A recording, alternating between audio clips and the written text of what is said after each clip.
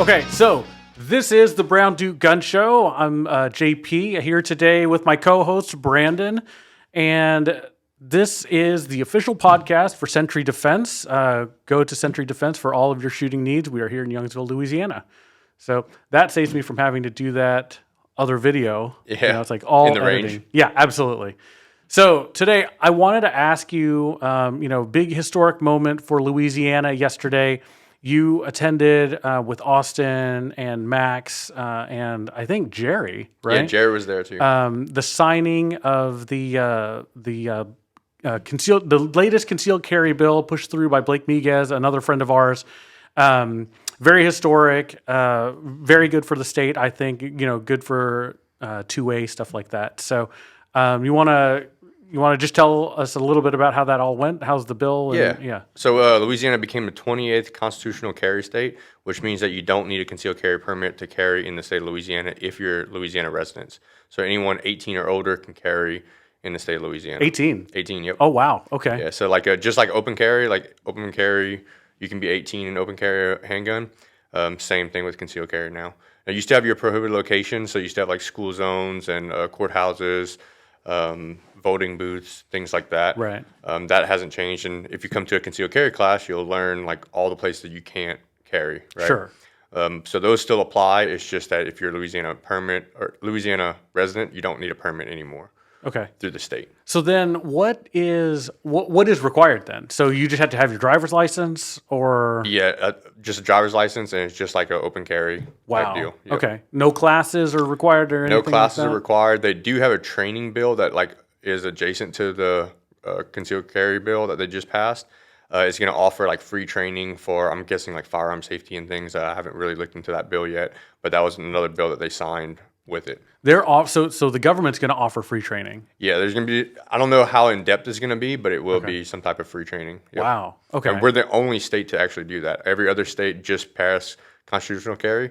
We're the only state that has a training bill that's attached to it. Well, I think, that was going to be my next thing because that's super important, right? Just because we have constitutional carry doesn't mean you shouldn't get trained. I think now more than ever, you need to go to a class. Yeah. Learn how to use your gun, learn about the law, because there are going to be a lot more people out there carrying guns, and you got to really know, what's in bounds and out of bounds, right? Definitely, yeah. And a lot of people are worried about that. They're like, man, if everybody can carry a gun, what kind of training they received and things, and yeah, that does pop up some questions, but it's just like open carry. Like everybody can open carry right now with no training, right? Right. And that's whenever you walk into Home Depot, you see the guy with the 1911, ivory grips with like the hammer forward and stuff. Yeah, oh my gosh. It's like those guys. And they should know like at least justification, right? Like when they can use a firearm, when they cannot use a firearm, and prohibited locations and things like that. But I mean, people are going to do it no matter what. Right? Yeah, for sure. So what do you think? What do you think you're going to do with your training classes then? How is it going to change at all? Is it going to be so from other states? What we're seeing is like the first year, usually people are like, "Oh, I don't need a class anymore," right? Sure. But then after that, classes go back to normal or increase because they see how important the classes are and see like, "Hey, I really need to know like where I can carry, where I cannot carry." So their classes in other states actually increase after. Wow. Yep. Yeah. No, yes, for anybody listening, get training. Yes. Get training, practice, know the law, do all of that stuff. I mean, there are a lot of different websites that have what the law is. Just because you're allowed to carry doesn't mean, that you have free reign, right? You need to know, what's in bounds, what's out of bounds to keep yourself safe. Yeah. Right. And another thing is like people, even if you don't go and submit for the application for the Louisiana state, like you still should come and get training. Doesn't mean that you have to pay the state for a concealed carry permit, right? So just get the training to where you know what to do and you know where you can go, where you cannot.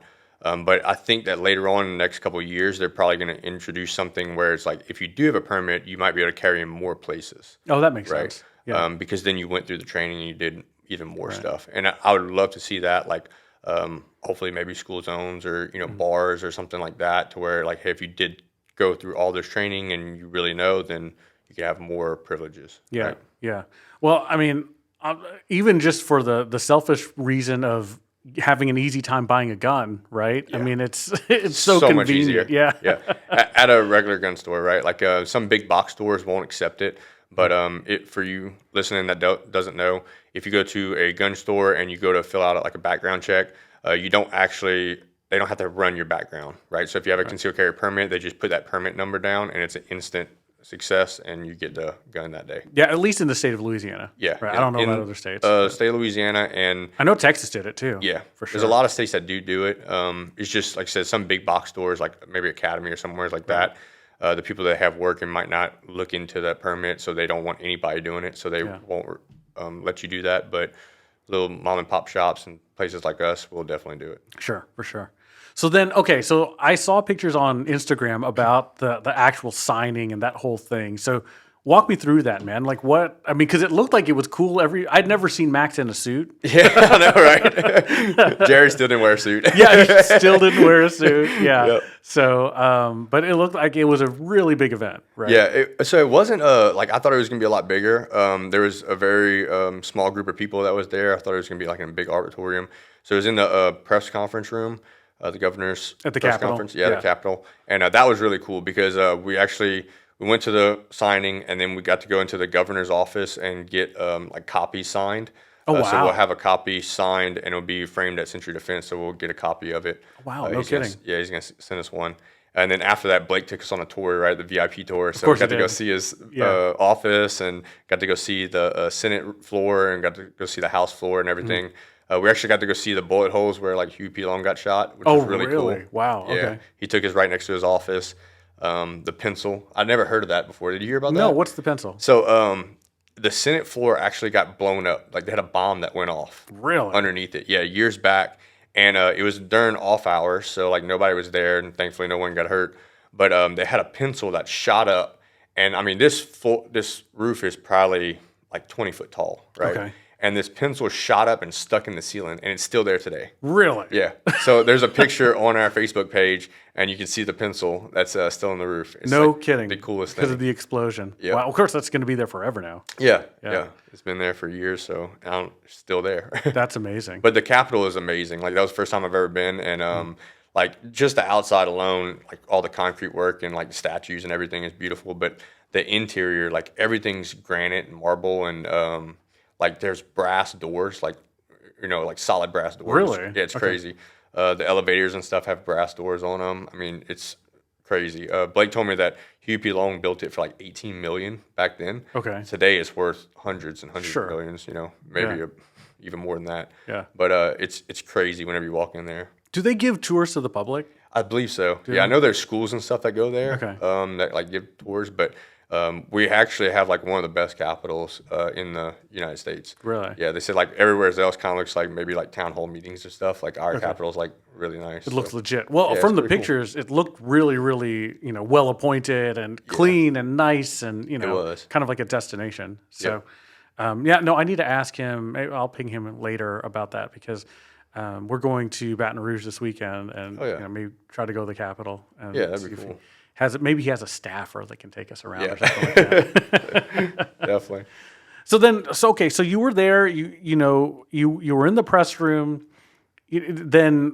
How was the signing thing? Did they read it? What did they do? Yeah, so they had like multiple bills they were signing that day. Okay. They had some for like drunk driving. They had death penalty one and things like that. It was all about making Louisiana a safer place. Sure. That was the whole part about it. So this was one of the bills that was in there, making it a safer place.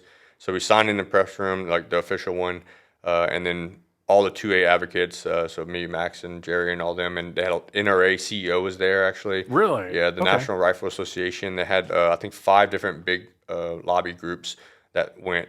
So we all got to go up while he signed it and watch him sign it. And then we went into the governor's office and got to see him sign copies, and he gave out pins and copies and things like that to us. Wow. Okay. That's awesome. Then did you hang out there for the rest of the day, see the other bills being signed, or did it kind of? Yeah, so like the first in the press room, like everybody waited for all the bills to be signed, and then we went into the office. Got it. So it's like a full day thing for you guys. Yeah, then. like it wasn't like horrible. It might have took like 30 minutes for all the bills to be signed. Oh, really? Okay. Yeah, it wasn't too bad. They probably had like 7 or 8 of them. So it wasn't too bad. But he explained each one of them, and then he got everybody to go up, whoever was supporting that bill, or all the state representatives or senators that wrote the bill got to go up, and they gave out pins and things. So it was really cool because Jeff definitely explained each bill, and what it did for the state, which was really nice to hear. Cool. Very good. So now we have constitutional carry, right? What's next? So if you're a person who now wants to carry the gun and you're legal, right? What should be first steps for somebody who's looking to that? Obviously, take a class. Yeah. Learn how to use your gun. But let's assume that everybody knows, they've scheduled their class, they're going to take it, they're going to know what the law is, right? After that, where should people go? So the just kind of touch on that real quick. We always suggest people hey, come to a concealed carry class and take the class, and then you buy a gun, right? Because in that class we talk about firearm nomenclature, different parts of the gun, what type of gun that you need for concealed carry. We suggest different types of guns, and then you get to rent all the guns that day for your charge. So it's included into the class. So people go in there with a box of ammo and might have 4 different pistols, right? Okay. Shoot 4 different guns and say, okay, I like this brand. And then they could buy the gun that day, or maybe come back and shoot it again just to get a second opinion about it. But once you buy the gun, get you a good, comfortable holster, something that retains the gun. You have to carry it in a holster. Don't just put it in your waistband. Right. Guns go off that way. In your pocket. Yeah. You're a danger to yourself, and you're a danger to society, right? And that's where some of these people that say, hey, I can carry a gun now, and just go ahead and throw a gun in their pocket and walk out the door. It's that's where the danger comes in, right? You can't just think of yourself, you're not helping anyone. You're not even helping yourself, right? You're harming yourself, and you're also harming innocent people that are around in public because you decide to pull out a gun and don't know how to use it, right? So you should know justification and bullet impact and all that stuff. And that goes for guns with safeties. That goes for wheel guns, revolvers. Everything has to have a holster. Not floating around in there. Exactly. Yeah. Because as everybody should know, or if you think about it, you can figure it out. The trigger is an easy thing to set off, and you get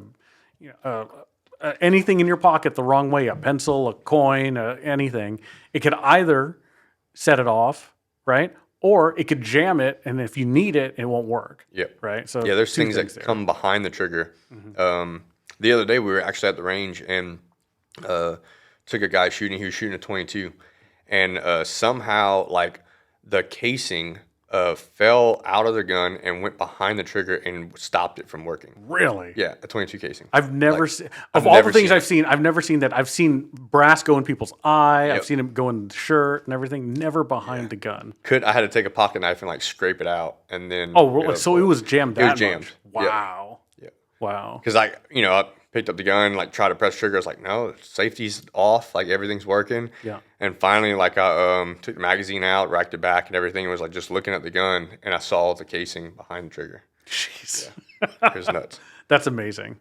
Okay, so now have a gun, have a holster, belt setup. You don't need a belt setup, but you need a belt. Yeah, a good concealed carry belt definitely helps. If you're going to carry on the waistband, a good concealed carry belt would be very rigid. So we use the Next belts thanks to you. Yes. You showed up here one day and I was all right, I'll take a look at them.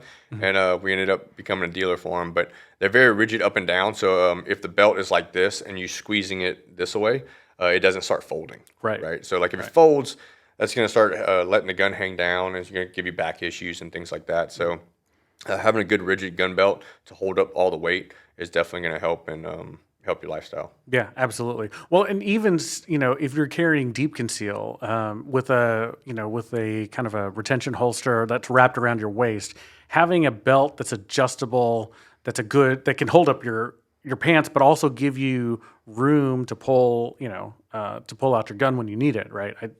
That's super super handy, and you're not going to get that with just any normal leather belt. Because they're going to have. Like you said, they're going to be floppy. They're going to be, not designed for what we need them to be, working for. Right. Yeah. And they have really good custom leather belts. Gun belts, from custom leather manufacturers. They're just very expensive. Yeah. So the ones that we have here, they're really nice because they're, like you said, they're ratcheting systems, so you can adjust them by like I think 1/8 of an inch or so, Right. which is really convenient. It also helps when you go to the buffet. That's right. You need to unbuckle that guy. That's it. So, okay, so now we've gone holster, belt setup, and I use the setup term loosely, right? I mean, you just need to have a belt that's for the purpose of what we're doing, right? So for concealed carry, particularly if you're holding your gun on your belt, on your side, inside the waistband, is what most people are going to do. So then the next logical question is more like a controversial question, I guess. Where should people position their holsters?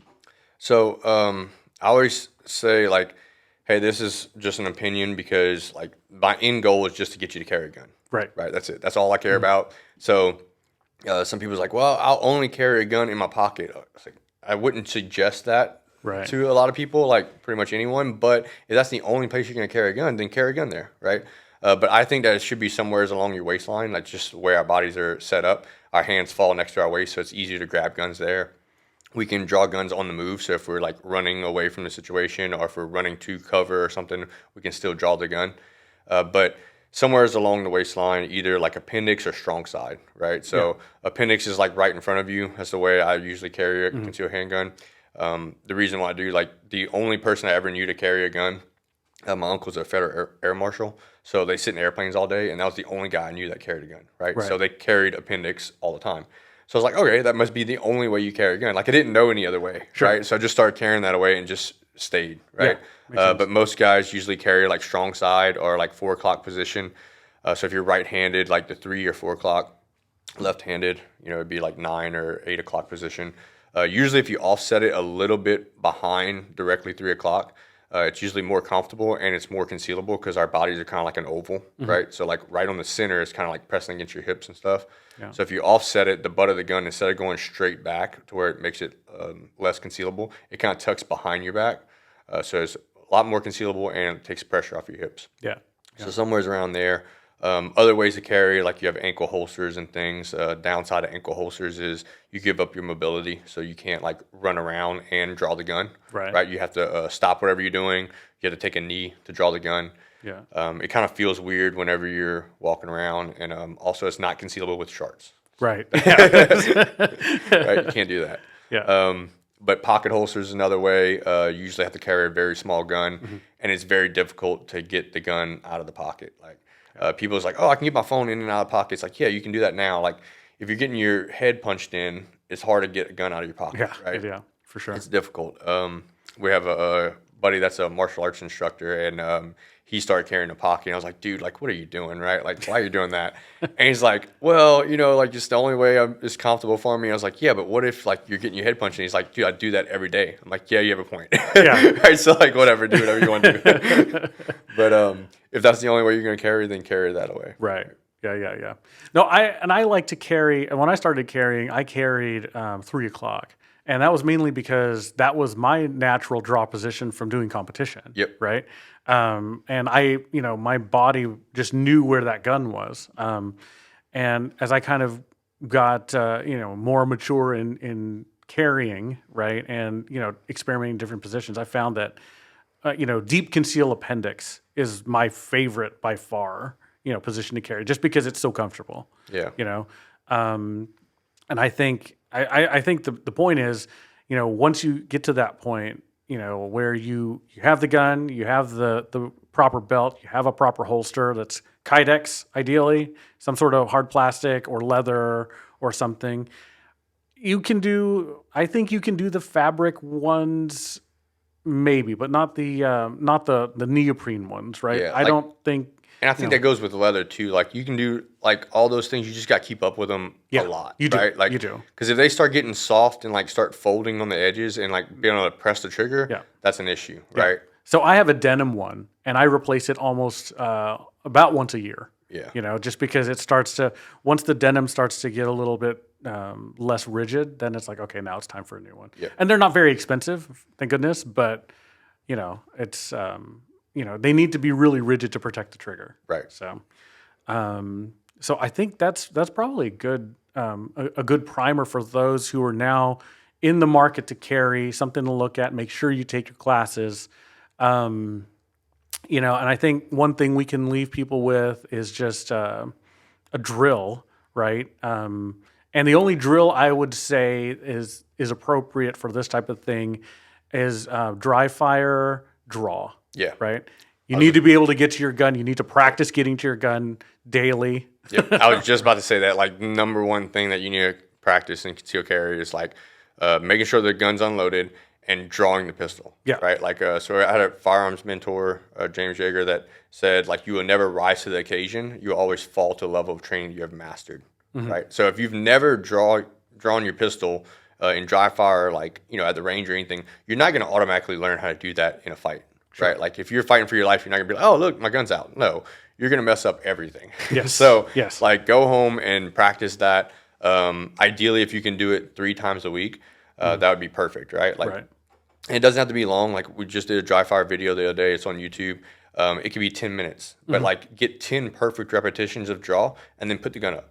Yeah. Right? Like you don't have to do 1,000 repetitions, right? Like you get bored and you get tired, you lose focus, so you're not really like working on the things that you need to work on. But get perfect repetitions, and then whenever you get tired, just stop. Yeah. Right.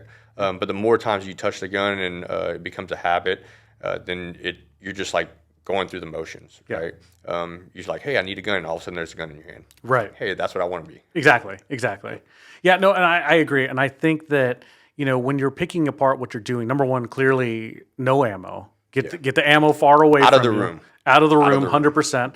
Clear the gun, Yep. and then clear the gun again. Yep. Just make sure. And when you practice your draw, one thing I would suggest people do is to notice where their trigger finger goes, right? Because if at any time you draw the gun and your finger goes to the trigger, then I would suggest let's not do the draw right now. Let's just practice picking the gun up without touching the trigger. So, if we're to the point where we're drawing the gun and that your finger is not indexed properly, the first drill I'd say, put the gun on the table, unloaded, check it, clear it, all of that stuff. But then just pick the gun up 10 times. And each time, make sure you look at your finger and make sure it's not on the trigger. And then if it's not on the trigger, okay, that's 10 times. That takes 20 seconds, right? And that can be your training for the day. If you do that, 14 days in a row, 2 weeks, now you've done it a bunch of times. And, for 2 straight weeks, you picked up the gun without touching the trigger. Now put it in your holster. Then see, am I touching the trigger, right? Because you need to develop that too, because I see a lot of people when they dry fire, their finger automatically goes to that trigger. And it's like, guys, like, take that split second, that split second to, is the difference between you shooting yourself in the leg yep. and or you being safe with it, right? Yeah, so the firearm safety rule is like you cannot put your finger on the trigger until your sights are on target and you're ready to shoot. 100%. So if you're drawing the pistol and the gun's still pointed down, like your finger should not be on the trigger. Like our sights, like we should be seeing our sights, or we know for sure 100% that our sights are on target. So it's like close retention or something like that, where like we're turning the gun, we're pointing it at the target, and we need to shoot from here before we're seeing the sights. Then our finger goes on the trigger. But other than that, like I'm waiting for the sights to appear in my view, and then I'm placing my finger on the trigger. So it's the last thing you do right before you take the shot, and it's the first thing you do after you take the shot is take your finger off the trigger before you start moving or doing anything with the gun. Yeah, right. 100%. And another thing to focus on is like whenever you're reholstering, I see a lot of issues with that too. So whenever you come in to draw from concealment at Century, you have to get cleared by a range officer. Once you get cleared, then you can draw as much as you want to. But what we're looking for is our finger being straight off the trigger until our sights are on target. And whenever you reholster, you're not throwing the gun back in the holster or in a rush to throw the gun back in the holster, right? Like you're taking your time, you're clearing the cover garment completely, and then setting the gun back in the holster. If you have to take a look at the holster, like take a look at the holster. Don't worry about like different instructors like, oh, you should always, keep your head up and everything, all that stuff. Like if I'm putting the gun away, like there's no more threats, right? Like zero, right? Like if there's any chance of a threat, I'm keeping the gun out, right? So if you have to look back at the holster to reset that gun, then do that. But make sure there's no cover garment, because cover garments like clothing and stuff can get caught up in the trigger guard, and whenever you seat the pistol in the holster, it can end up going off. Yeah. So that would be the 2 things I'd work on. Yep. I Okay, that's good. I think that's a wrap. We'll close that for today. Thanks, Brandon, and we'll catch you.